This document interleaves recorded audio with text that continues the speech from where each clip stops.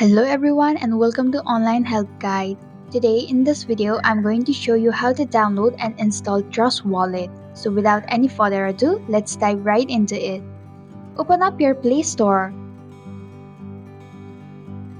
In the search box, type in Trust Wallet app and perform your search.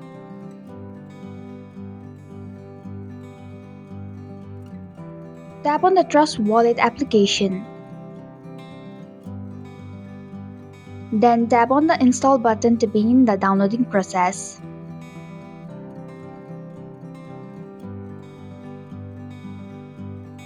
It will take a while to download the app.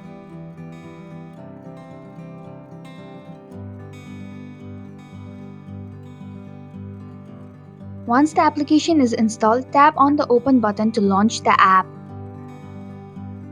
And that's it.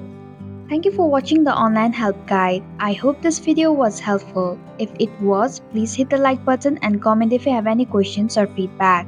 Also, if you are new to our channel, please subscribe and hit the bell icon so that you don't miss our upcoming videos.